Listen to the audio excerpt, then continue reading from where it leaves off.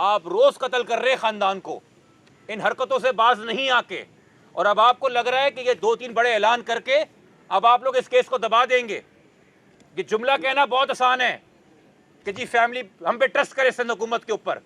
आप 30 दिन के अंदर अपने इकदाम दिखाइए कि क्या वो ट्रस्ट करने वाले कि नहीं। अभी मैं प्रेस कॉन्फ्रेंस कर रहा हूँ, मैं जो कह रहा हूँ आप नशर कर रहे हैं, बाद में टेलीविजन पे चले ना चले मेरा कोई सख्त जुमला मुझे समझ में आता है, मगर अगर अभी आप लोग मुझे कट कहना शुरू कर दें कि नहीं नहीं नहीं नहीं ये नहीं बोलो कैमरे के आगे, चूँकि आप जानते हैं कि जितने भी गवाहों के बयान अब रिकॉर्ड हो रहे हैं नई तफ्तीशी टीम के, वो कैमरों पे माइक लगा के हो रहे हैं, तो क्या कभी किसी गवाह के बयान के दौरान उसे कट बोला जाता है?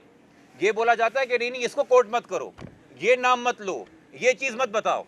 तो हमें तो ये लग रहा है माजरत के साथ कि एक फ़िल्म की शूटिंग हो रही है, वो फिल्म शायद कमीशन को भी ला के दिखाई जाएगी बताने के लिए कि देखिए हम कितने एडवांस हो गए, हमने यहाँ भी शूटिंग की है, हमने वहाँ भी शूटिंग की है।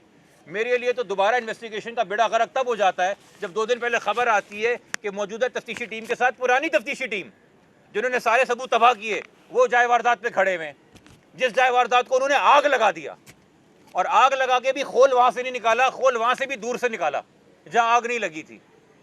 खुदा का खौफ करें, आपके इकदाम अभी तक वो टीम और वो अफसर आप लेके चल रहे हैं जिनकी वजह से ये पूरा भरोसा टूटा है और ट्रस्ट डेफिसिट आया है। और अभी भी जो आप ये इंटिमिडेशन की बात हो रही गवाहों के साथ कि जब उनको कट बोल के उनसे मखसूस जुमले निकलवाए जाएंगे, जब गवाहों से ये नहीं पूछा जाएगा कि तुमने खुद रजा को कैसा पाया और खुद कैसा देखा, गवाहों से ये पूछा जा रहा है कि भाई अब जब तुम्हें खबरों से पता चल रहा है कि उस पर करोड़ों का कर्जा था, तो तुम समझते हो कि रजा फेलियर था या सक्सेस था?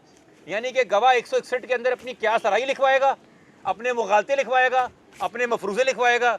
ये केस की इन्वेस्टिगेशन का आलम है, ये बेस्ट इन्वेस्टिगेटिंग ऑफिसर्स प्रोड्यूस कर रहे हैं इस केस की इन्वेस्टिगेशन में।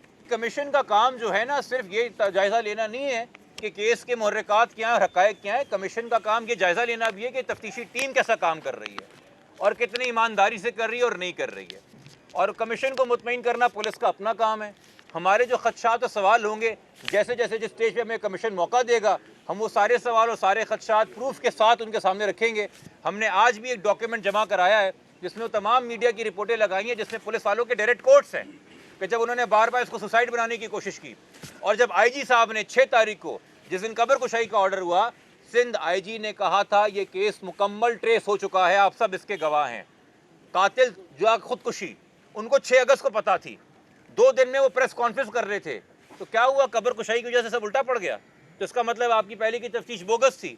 तो मैं इसलिए बार बार कह रहा हूँ कि जिस केस में ऑलरेडी पार्टीजन IG साहब खुद बन गए हों, उसमें JIT के अलावा और कोई चारा नहीं है। और जितना आप JIT से फरार इख्तियार करेंगे, होना तो हमारी पिटिशन में ये चाहिए कि सिंध हुकूमत आए और बोले जी हम कंसीड करते हैं, we have no objection, federal government से रब्ता करें, हम JIT बनाने को तैयार हैं। आपने किसी वफाकी अदारे को शामिल नहीं करना, यानी कि शायद वो आके ढूंढ लेंगे उसको जिसको आप बचाना चाह रहे हैं 30 दिनों से। अगर हमसे जियो फेंसिंग का डेटा शेयर कर दें तो हम बता दें हमें किस पे शक है।